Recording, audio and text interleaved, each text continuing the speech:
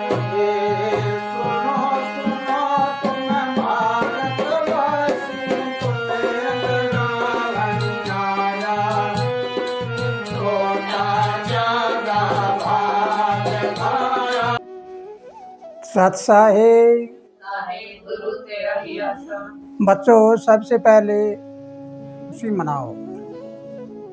तुम्हारे बाहर खुशी, अंदर खुशी, दोनों तरफ खुशी हो जाएगी तो दुख तुम्हारे जीवन में कभी नजदीक नजदीक नहीं आएगा।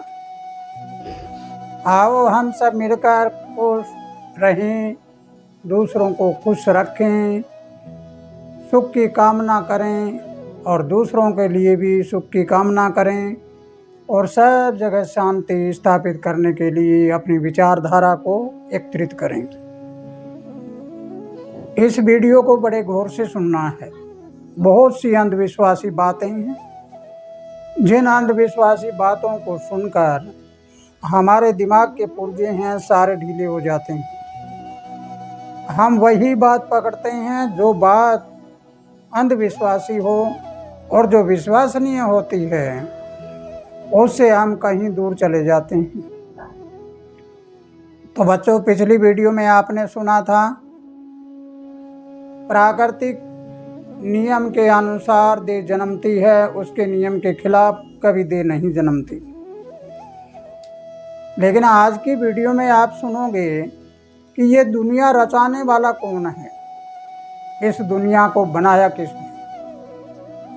अगर तुम्हें ये बात का पता लग जाए कि इस दुनिया को बनाने वाला कौन है, लेकिन इससे पहले आपको एक विचार करना है कि जब भी कोई चीज़ बनाई जाती है तो बनाने का समय होता है, तो बनाने का समय होता है तो बनाई हुई चीज़ एक दिन नष्ट भी होती है।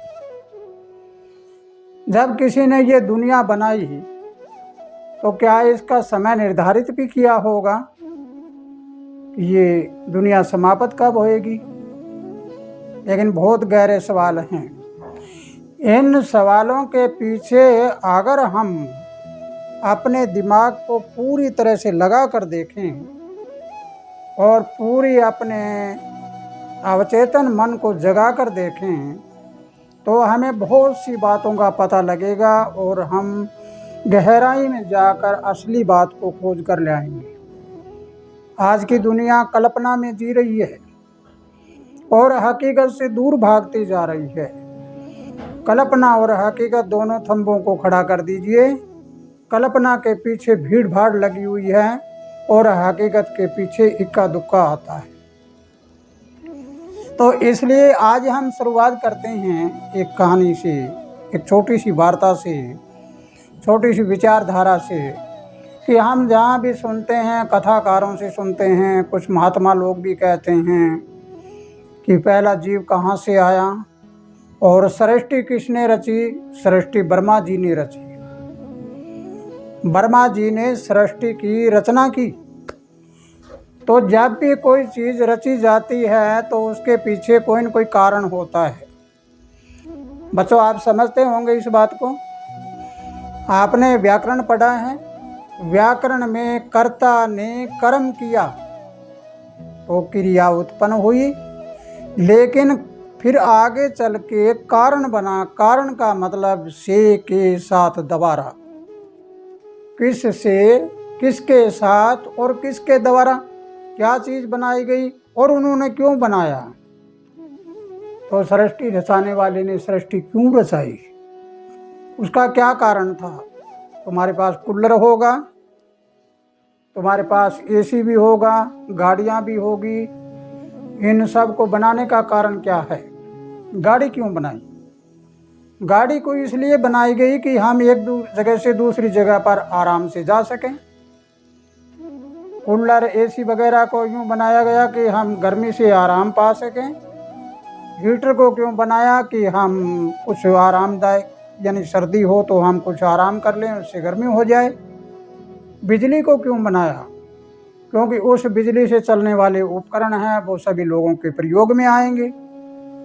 इस प्रकार हम सारी बात को एक करके देखते हैं तो सृष्टि बनाने वाले उस भगवान ने और ब्रह्मा जी ने ये सृष्टि किस वजह से बनाई, लेकिन ब्रह्मा जी को किसने बनाया पहले, ये भी एक सवाल बड़ा खड़ा हो जाता है।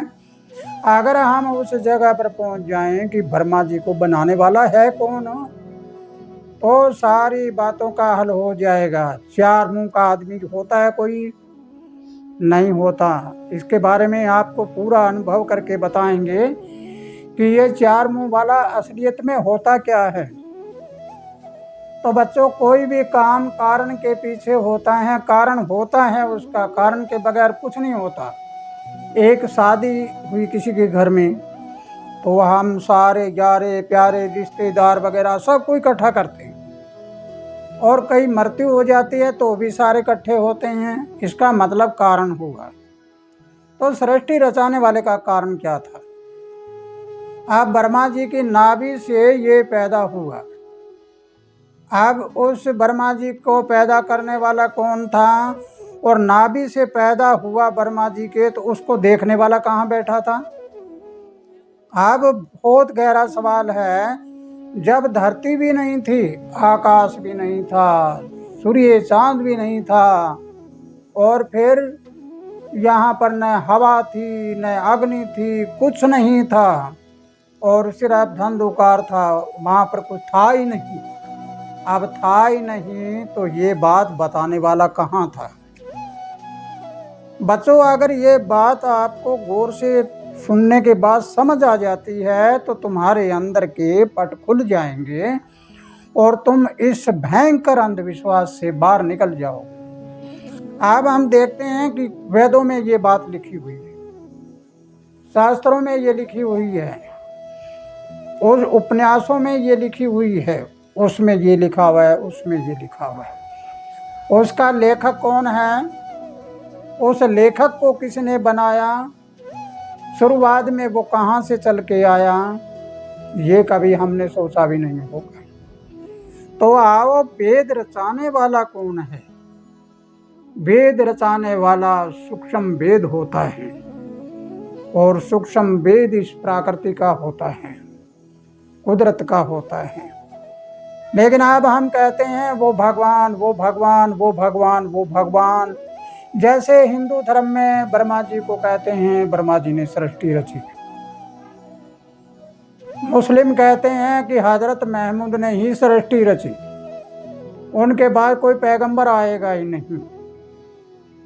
भगवान यीशु, वे ईसाई कहते हैं कि भगवान यीशु ही परमात्मा थे, उन्होंने ही सृष्टि रचाई। इस प्रकार जो भी धर्म में, जिस भी धर्म में देखते हैं सृष्टि रचाई। अब हमें ये जानना होगा कि जो भी आए उनका नाम लिया, उन्होंने सृष्टि रचाई, उन्होंने सृष्टि रचाई, उन्होंने सृष्टि रचाई। अब हकीकत क्या है कि जब कुछ भी नहीं था तो देखने वाला कहाँ बैठा था? बड़ा गंभीर सवाल है। अगर इन बातों को समझ लेते हो तो तुम्हें बहुत सी बातों का पता लग जाएगा और तुम अंधविश्वास से दूर हो जाओगे। बच्चों, कहानी बड़ी अजीब है, कल्पनाएं हैं, और इन कल्पनाओं को हकीकत में परिवर्तन करने के लिए सब लोगों के दिमाग में यही बात भर दी गई कि ऐसा ही था। हम लोग मान लेते हैं कि ब्रह्मा जी ने सृष्टि रचा दी, और इतने युग बीत गए, इतने कल्प बीत गए, इतने ये युग बीत गए।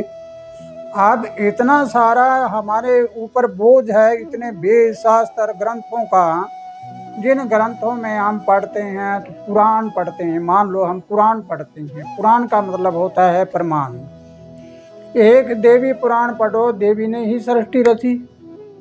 शिव जी का पुराण पढ़ो कि वो शिव ने ही सृष्टि रची। इसका मतलब क्या हुआ?